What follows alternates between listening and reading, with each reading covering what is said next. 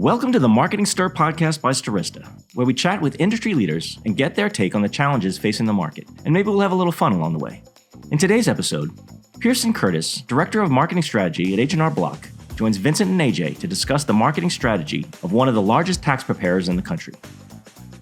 Ladies and gentlemen, welcome to another episode, not just another episode, the season premiere episode of season 4. You have seasons? Who do you think you are? Well, a podcast of over 150 episodes. That's who we think we are. It's the Marketing Stir. I, of course, am one of your hosts, Vincent Petrofessa, the Vice President of B2B Products, and still, for 4 years now, the interim General Manager here at Stirista. When are they going to drop that interim title? You would think now, right? People are dropping that title. The coach of the Raiders, he was interim and now he's head coach. Let's talk to my co-host about that, ladies and gentlemen. We'll get to him in a moment, but welcome to another episode. If you forgot the Marketing Stir, how could you, right? We've been putting out the best dubs for about a month, little hiatus while you got back from the holidays, worked out that January, but though this is worth the wait. We have an amazing, amazing episode for you. One of the most iconic brands, and it's timely. We'll get to that. But let's talk about Stirista for just a few seconds. That's all. We only talk about us for a few seconds, and then it's all about the guest. Who are we? We are a marketing technology company. We own our own business-to-business data, business-to-consumer data. We help companies through our own technology access that data to help them get new customers through our email sending platform, our DSP. Email me, vincent@stirista.com. Boy, do you use it. Not always for the reason I want, but hey, at least you're listening. That's a good thing. The other thing, I've missed this next person. You know, I've seen him a little bit here, but on the Marketing Stir, ladies and gentlemen, my co-host, Mr. AJ Gupta. What's going on, AJ? Hey, Vincent. I'm doing all right.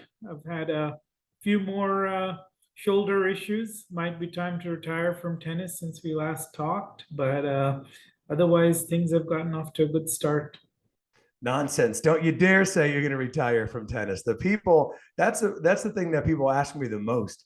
They're like, you know, maybe they don't think you're athletic, AJ. I don't know, but you are a good tennis player. This is what people, I'm just the messenger, man. Don't shoot the messenger. These are people like, is he really good at tennis? I'm like, yeah, he's good. You know, but he's always complaining about his ailments. I'm like, well, yeah, that's part of it. I know. But no, we still need you there. Well, I was thinking of taking up ping pong so I could challenge you finally. I still am the champion there. That you have not beaten me in yet, unlike fantasy football. But yeah, it's, you know, we have to catch up on a few things, right?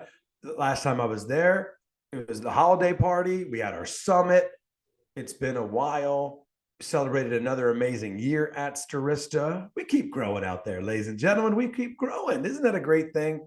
But yeah, then I got to finally see the San Antonio Spurs play in person. That was great. It's only been like a few months, but it feels like forever. Yeah, 140 people at the holiday summit. Things, you know, even when you joined, I think we were just at 40. So it's been a crazy number of additions.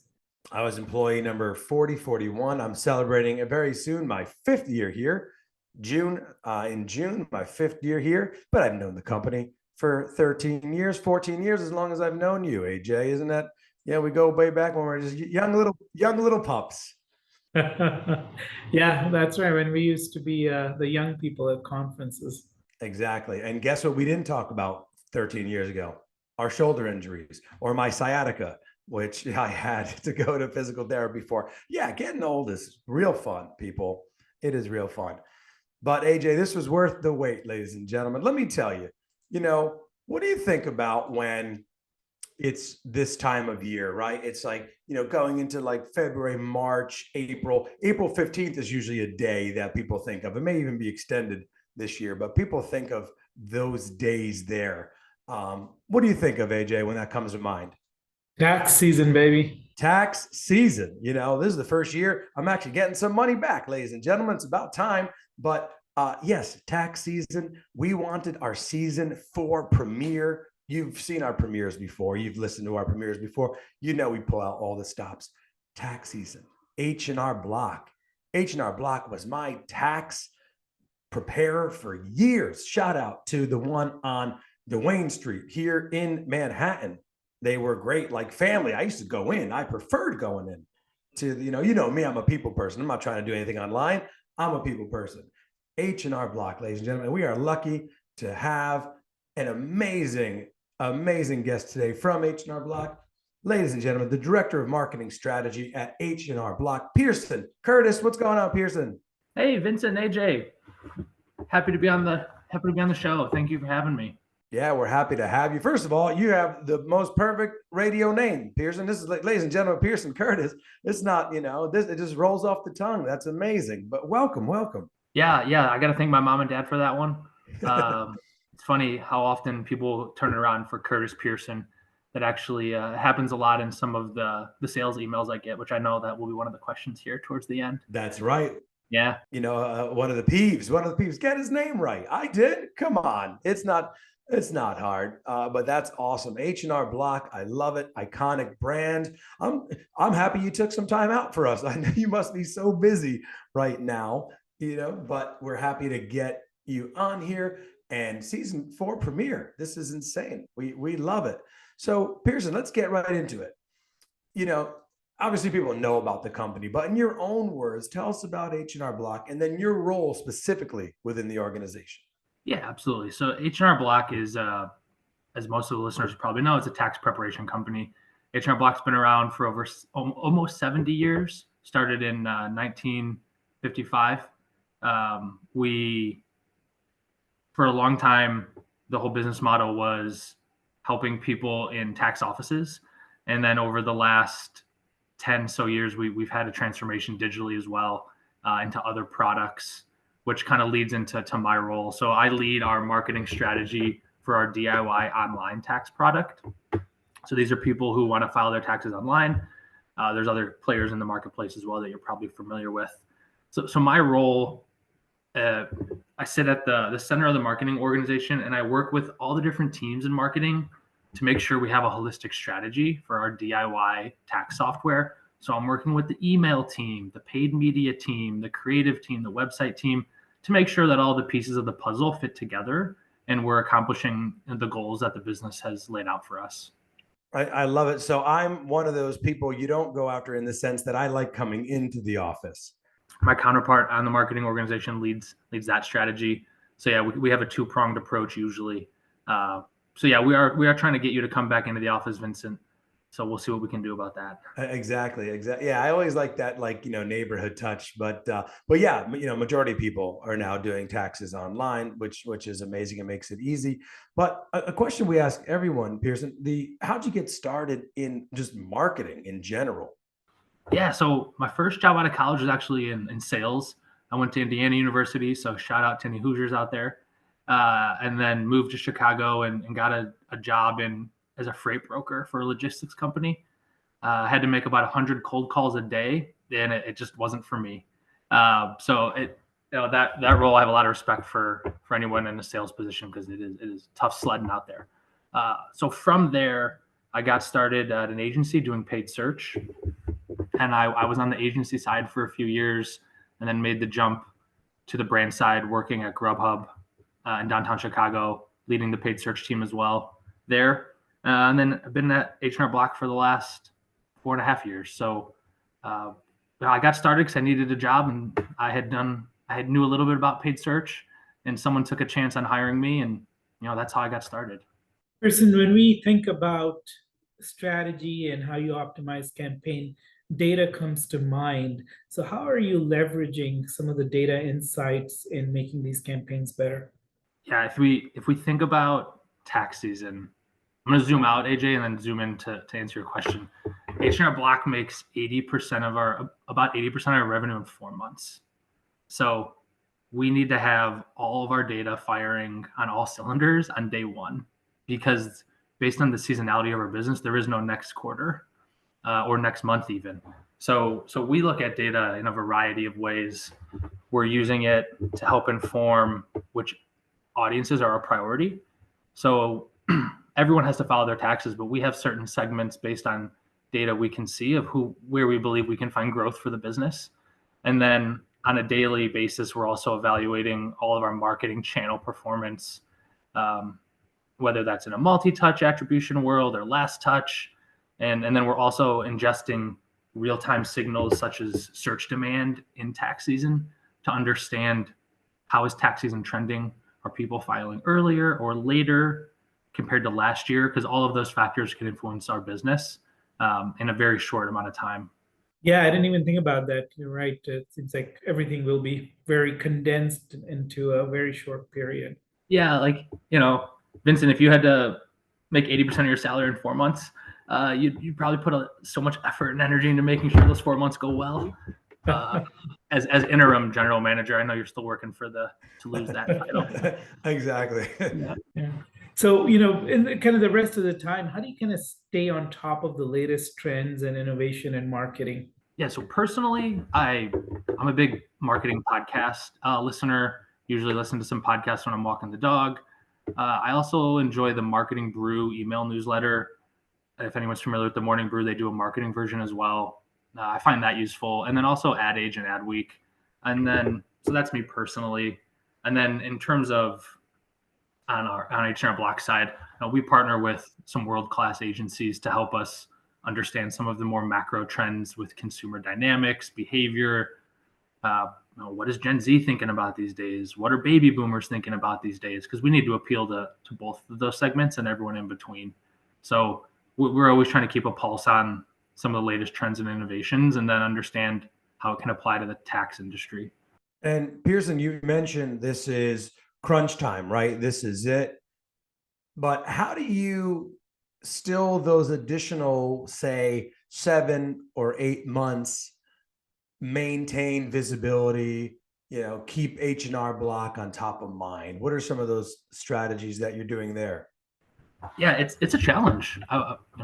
Transparently, taxes, consumers tend to think about taxes once a year, maybe twice a year. So it's something where we want to be mindful of communicating with clients in places that make sense. So, for example, we offer a mid-year care check for every client. So it's included in the price, no matter how you file. And so we'll engage with clients at that point, usually in the summer. And then H&R Block as a business is also expanding to some more year-round businesses. A couple years ago, we launched a mobile banking app called Spruce. And so that is a way for us to help clients who want to be better with money, interact with Spruce, use the card every day, and also keep H&R Block top of mind. I always think of the taxpayer, the people. There's so many different types of taxpayers. There is such a diversity amongst, the taxpayer. How are you catering your marketing to different, as you deem, taxpayers? Yeah, it's a great question. Someone on our clients insights team told me this analogy maybe last year, and I think it really resonates. Is we think about it in terms of a pizza. So if we're ordering pizza, Vincent, AJ, if three of us are going to order pizza, there's some baseline things we assume we're all going to want on the pizza, or there are some baseline things we assume the pizza will consist of. There'll be crust, there'll be sauce, and likely cheese, unless you're dairy free. But after that, it's limitless in terms of which toppings you prefer. So that's kind of how we approach taxes as well. There's some things that every client wants. They want their taxes to be right, and they want to get their maximum refund, regardless of whether they file online or in person or virtually with a tax pro. So we have to understand the mindset of the consumer and what do they want to get out of their tax experience. Someone who's 24 living with their roommates may have different preferences for taxes than someone who's 45, married with 2 kids, and also has a flourishing side business.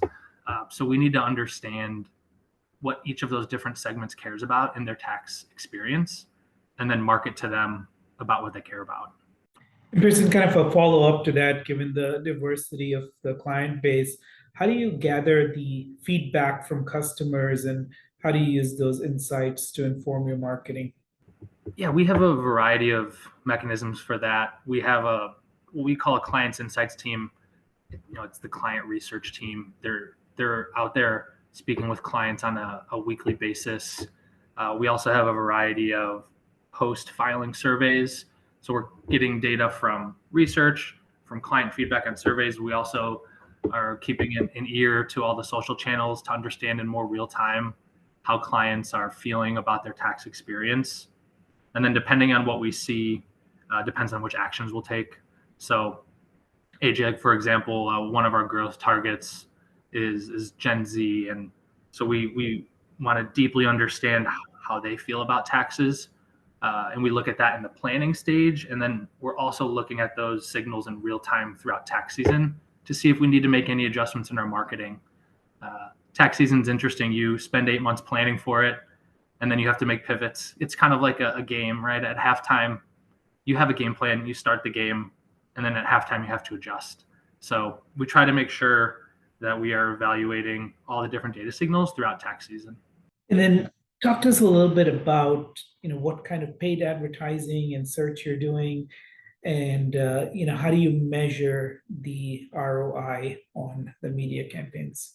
Yeah, I'm sure for anyone out there that can be a tricky question depending on who you're talking to in your business. So yeah, we run full funnel marketing, and my role before my current role was I was responsible for that investment in that team.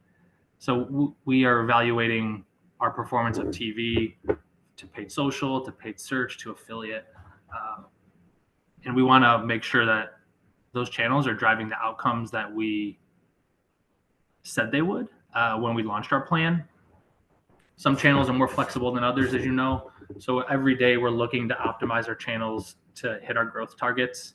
We want to make sure that our media dollars are being spent the most effectively. We use a lot of different measurement methods, from last touch attribution to multi-touch to media mix modeling, which really helps in our planning stage. It can get tricky with only 4 months to run pretty much all your marketing. So we have to be very nimble in the optimizations we're making.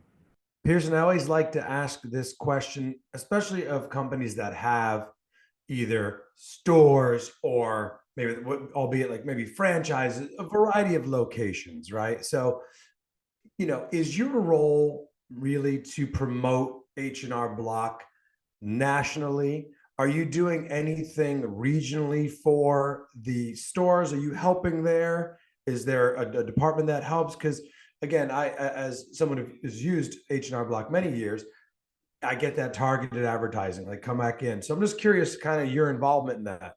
Yeah, we want to find a balance. My team and my colleagues' team are responsible for the national advertising. And at the same time, we know that local is a very critical piece of our business, as it is any business who has physical retail offices.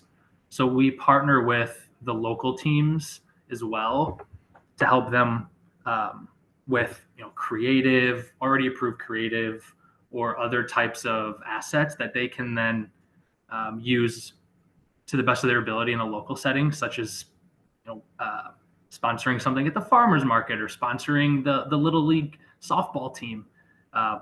So we work with those teams, but the local teams ultimately have the final say on how they're going to advertise locally. We're also even though we're trying to balance national and local, we also do some more localized events with the national team. For example, we had a recent Mardi Gras activation, but we know Mardi Gras, people probably aren't thinking about taxes during Mardi Gras. So instead, we had a team show up for Family Gras, which it happens about a week before. It's a parade, much more family friendly than Mardi Gras. And so we had a presence there. We had our new we had our new mascot. His name is Max. You've maybe seen him in some of our commercials. He was there in person. So we had a presence locally there as well. And that's a big part of our strategy. Yeah, like I said, I feel like it's even like in a huge city like New York City, I just felt like it was, very in the neighborhood, you got to know, I think my tax preparer was Liz, her name was. Yeah, she was great. And so let's talk about some of those emerging technologies, right? AI, chat bots, voice technology. Are you using them at H&R Block? Is there some plans in the future? How do you kind of staying on top of those trends? Yeah, we're absolutely leaning into those types of trends. So in our DIY product this year, we launched AI Tax Assist. It's the first of its kind generative AI that can help you answer all your tax questions. It's built on, we partnered with Microsoft, and it's built on our world-class tax institute. Our tax institute knows all the tax code and they keep current on tax changes. So we feed that into this generative AI that's in all of our paid products, comes at no extra cost. And we found clients' reception so far pretty positive to that. Some clients who file DIY, they just need a little bit of help and they want to ask a few questions. And we believe it's better that they get their questions answered from a trusted source versus going to Google or to ChatGPT, which may not have the current tax information up to date. The best part of the new AI Tax Assist is you can also get human help if you prefer at no extra cost. So we understand that because everyone has different preferences with taxes, you maybe want to do it yourself and then have someone just double check a few things, or you have one specific question on your 1099 because you did a side hustle this year. So you can partner with our AI and get human help at no extra charge. So that's a big way we're leaning into it in our products. And then it's certainly informing our marketing in terms of how we optimize creative in real time. And a lot of the algorithms that we're all familiar with. Person, a couple of personal questions for you. Have you had kind of mentors and role models that have helped you along in your career? I have, yeah. I've been fortunate enough to have a few. I would call them role models. Sometimes I think mentor puts like too much pressure on. Like you have to have someone who's always helping you every step of the way. And I've found actually that at each of my different points in my career, I've found a role model or two at the organization that's been able to help. The way I view it is I try to take the qualities from my previous bosses or people I work closely with, take the qualities of those people that really resonated with you, that you thought, wow, they're doing a great job managing conflict or collaborating with another team. So I try to take the great qualities of my bosses that I've had and emulate those myself. And then, of course, anything they do that maybe doesn't resonate with you, you can just leave that to the side. But yeah, AJ, as I've advanced in my career, I have found different role models to help with different stages of my career. And this is a question we ask all of our guests. So it's one of our, I guess, the only question we've probably asked every single guest. It's around LinkedIn. So I'm sure with your title and where you work, you get a lot of messages on your LinkedIn, most of them unsolicited. So what's one that gets a response from you, and what's one that really annoys you? So the ones that get a response tend to be short and punchy, personalized when possible. And I'd say an engaging subject line never hurts. Like I think I got one recently that said, "We're better than your competitors," or something just like very pointed. I don't even know if they actually are, but it got me to open the email or the message. It's very obvious when you get a message that you just copy paste and they inserted your name. Half the time for me, they insert my last name first. So those automatically get ignored. But yeah, it should be personalized when possible and shortened to the point. And then for things that get ignored, wrong name, that never helps. I'm sure you guys have seen it too. When someone, it has the brackets around and says company name instead of someone just putting the company name in there. Like that's a classic one.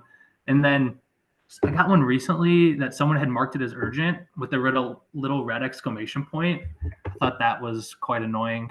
So I blocked them. So yeah, I don't think anything groundbreaking, but just keep it short, personalized, and to the point. Yeah, that makes sense. We got one recently, right? I shared one that kind of piqued my interest because it was one that was flattery. It was flattering me. It says, "Your journey from marketing powerhouse to stand-up comedian is truly inspiring." And I'm like, I got to reach out to this guy. I was like, look at you. And then a bunch of people started sharing some where this was one that came up, Pierson. It was, "Let's choose our safari route together. path one, path two. It's like, it's crazy. I mean, I guess, to kind of get through the noise. But yeah, that's an interesting one you brought up because it's kind of a first where it's the one with the urgency. That one I really haven't seen before. That's kind of a first here on the marketing stir. Yeah, I wouldn't recommend it. At least sample size of one. I didn't appreciate that. Yeah, no, I don't blame you. And then so before we get into some more personal questions to kind of get to know you as we do every guest on the podcast, I wanted to talk to you about your time there, or just how H&R Block handled, because going back, we're trying to forget about the pandemic, right? But the pandemic was like smack dead during tax season. How did that affect? How did you guys pivot? I'm trying to think back to what I did. It was definitely using H&R Block, but maybe it was a drop off. I'm not sure, but talk to us about it. It was a wild time. Uh, Outside of everything that was happening in all of our personal lives going on at that point, obviously, the tax season, the tax deadline, which in the US is April 15th, had never changed before. So in almost 70 years, your business rhythms adjust to the tax season. So our budgets were planned through 415. The staffing in the offices was planned through 415. Everything. So we had no playbook when it got delayed. That was in 2020. It got delayed all the way to July, and then the year after that, it was to May. I'll never forget these because of the stress I had to endure to get through them. But yeah, so it was very challenging.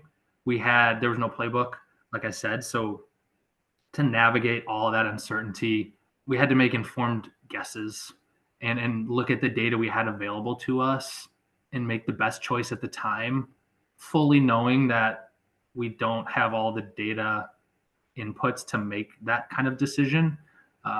We think about consumer mindset during that time too. Taxes wasn't top of mind, so we had no crystal ball to understand, are people going to file on April 15th still out of muscle memory, or are they going to wait until July when the deadline got extended to? So yeah, it was a challenging time.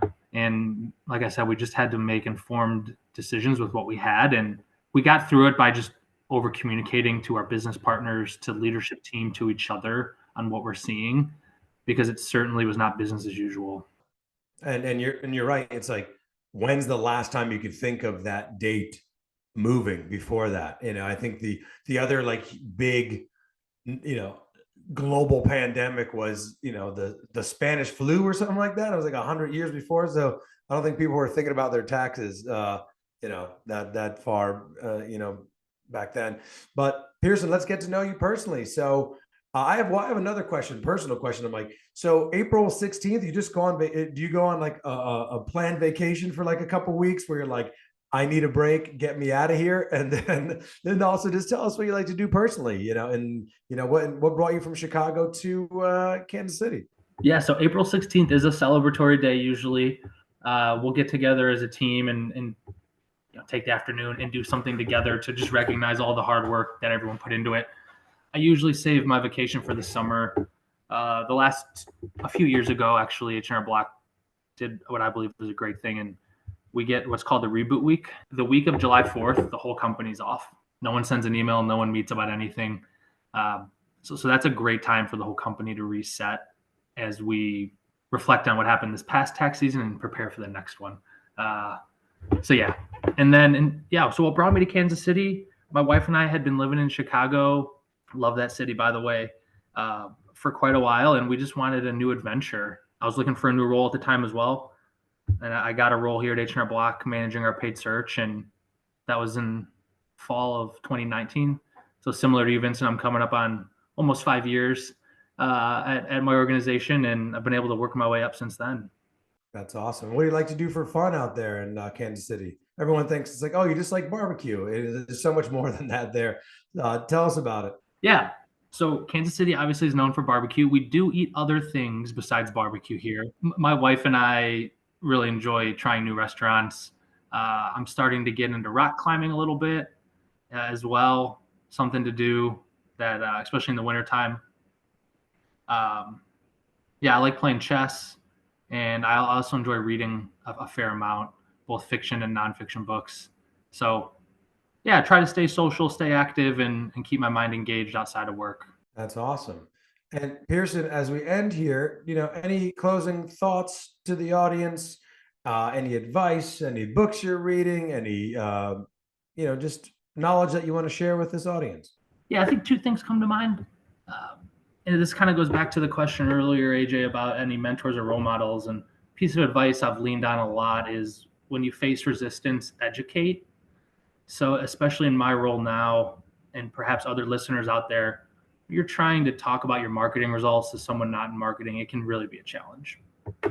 And you'll likely face a good amount of resistance for a variety of reasons. And the way I continue to try to navigate those situations is just educate people on what your outcomes you were trying to achieve in your marketing were, and how you're doing against those outcomes. So whenever possible, try to educate your stakeholders. And then for anyone out there listening who's perhaps a bit younger in your career, and this was advice someone gave me as well, was you have to speak up. So if you want to advance, you've got to speak up in meetings so people know how smart you are and what you're thinking about. If you don't talk, no one knows what you're thinking. If no one knows what you're thinking, no one knows how smart you are. So if you're an introvert, it doesn't mean you need to be an extrovert, but you should be strategic about when you speak up and offer your ideas to make sure that people above you, see how you're thinking about business challenges. I love it. That's great advice, ladies and gentlemen, from our new friend, Pierson Curtis, H&R Block. Get out there, get your taxes done. You know who's going to do it. H&R Block, ladies and gentlemen. That's Pierson Curtis, the Director of Marketing Strategy. I'm Vincent Petrofessa. That's AJ Gupta. Next time we talk to him, he's going to have a brand new shoulder. This has been another episode of The Marketing Stir. Thank you so much for listening, and we'll talk soon. Thanks for listening to the Marketing Stir podcast by Stirista. Please like and subscribe. If you're interested in being a guest on the podcast, please email us at themarketingstir@stirista.com.